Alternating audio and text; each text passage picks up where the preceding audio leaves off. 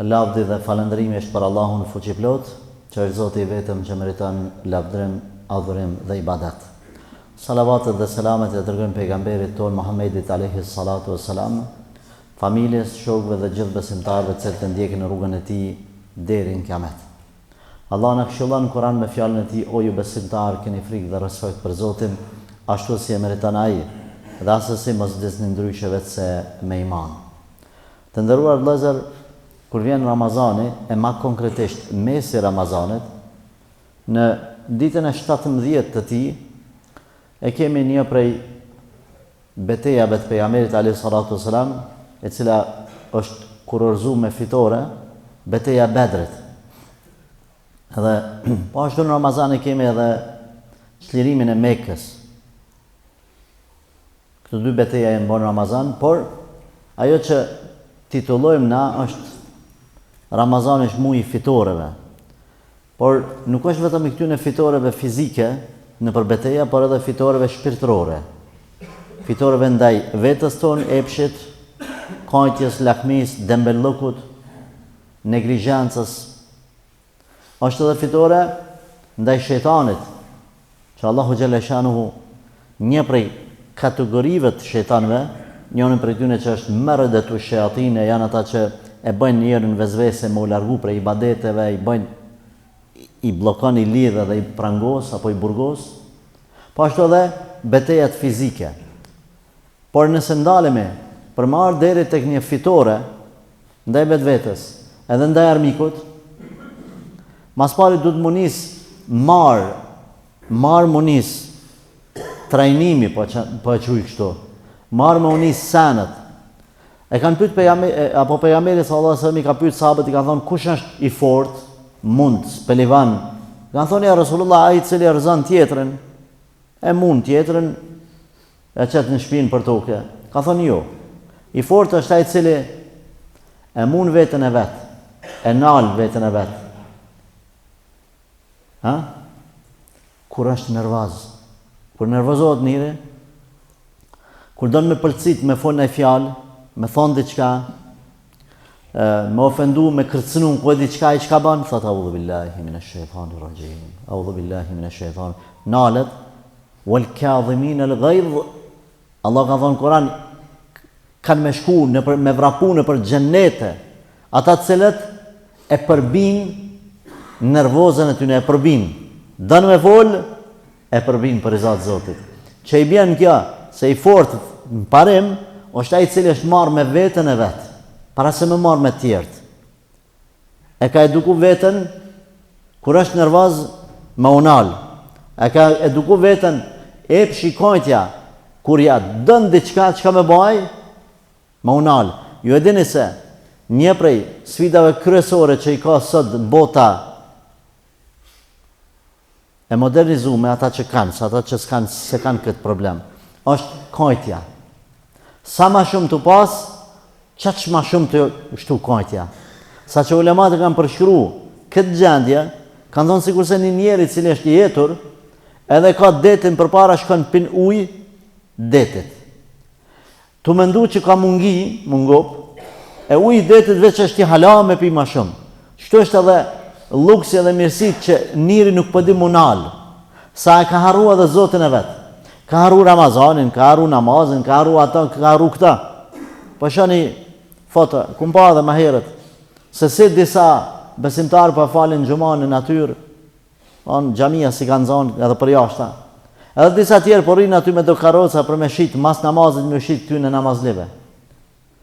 Këta po i nënshtronë Allahut, ata mas lakmis, kur ka njerëz ku ti thu xhuman, thotë, s'kam vakt, unë du të me gjallnu, me punu. Shkoni u falnu që keni vakt. Ani, hajtë. Hajtë se ti s'ki me dek, në kena me dek. Në fund, mas 50-100 vjetë e përmena parës, të gjithë do t'jemi të dekur, si aj që pat lakmi, si aj që ngajke mas pasunis dunjohës, si aj që ngajke mas ahiretit. E tash për me mun vetën, me pas një fitorit, të ndërë mikut njerë dush me mun vetën tane. Me lon lakmin pak anash, mu përkushtu, vjen vakti gjumos me shku në xhami, vjen vakti agjerimit me agjeru, vjen vakti me i namazit me u falë, e tjerë. Qysh fillon fitorja ndaj vetvetes? Gjëja e parë është me e ditë kush është Zoti yt. Allahu është krijuesi absolut, edhe i vetmi që meriton adhurimin pa rival. Pa rival. Krijuesi absolut. Çdo gjë që ekziston në këtë gjësi është krijesë e Zotit. Është pasuni e Allahit. Është në pushtetin e Allahit. Dhe me kuptu se Zoti është i vetmi meritohet për adhurim, se la ilaha illallah që të kuptim e ka. Edhe ti mja përkushtu çdo lloj ibadeti veç për i Zotit Zotit, kur mos me bë asnjë vepër për sureta, për emën, për famë. Veç me kënaqë Allahin. Çdo sen e cila bjen kundërshtim me Zotin ti mu largu. Me kuptu se kjo botë është kalimtare dhe vetëm test.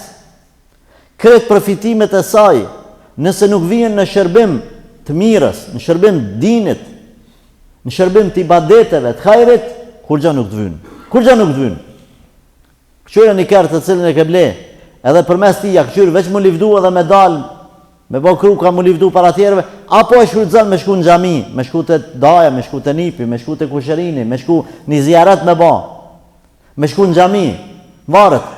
Nëse si e të e shfrytëzu për me të afru të Allahi, me kry një ibadet, kur gjë nuk të vynë.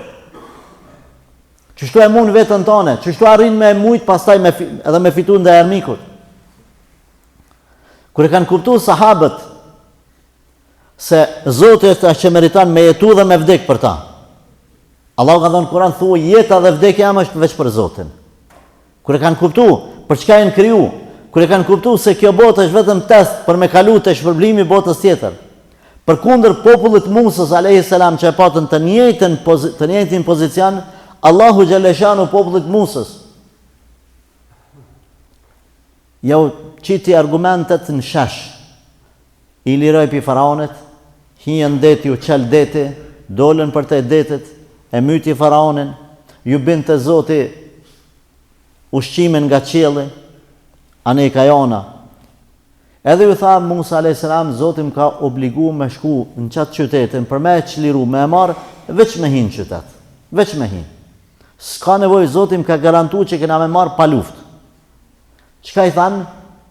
Si kishin kuptu parimet për çka janë kriju dhe kujt du të mja kushtu jetën edhe vdekjen, thanë, shko ti me Zotin tanë lufta, na porim këtu. Kur të fitoni ju, na vim hymë qytet. Edhe hupën, ranë pi testit.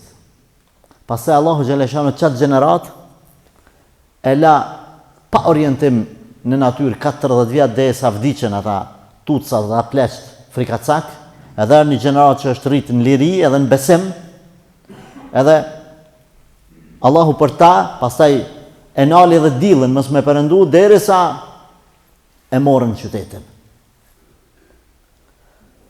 Kjo gjenerata Musës, edhe gjenerata apo shokët e pejgamberit alayhi salatu sallam, kur shkuan në betejën e Bedrit, ju thoshte Resulullah sallallahu alaihi wasallam, çka mendoni o burra? Folën disa sahab, u qu njani prej ensarve, tha ja Resulullah, a mos po mendon se kena me të thonë na ty që shi kanë thonë populli vetë Musës a.s. shko ti dhe Zotin apo rrim këtu, vallahi jo. Na thëmë ty ja Resulullah, shko ti, bashkë me Zotin, se pa Zotin zbot kur gja, edhe na bashkë me juve jemi deri në vdekje.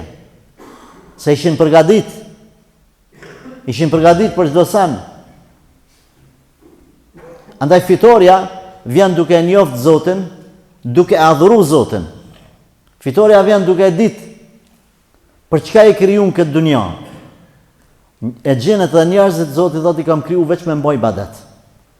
Çdo sen jashtë ai ibadetit, luksi, mendimallësia, fama, bukuria, kam rri ky, kur gjë nuk vjen te Allahi, nëse çdo sen që ki nuk e shtin në shërbim dinit, në shërbim fesë. Ti e kriju për me bë ibadet Zotin. Çdo sen që ka dhënë telefonin, përmes telefonit bën ibadet. Facebookin e ke qel, Instagramin, TikTokin, ata e ke qel, e ki, vendosën ibadet. Qësh nga derse? Ban share, shpërndaj derse. Ibadet është. Kamerën e ka marrë ai, ibadet du të me bën. Jo veç harami me kamerë.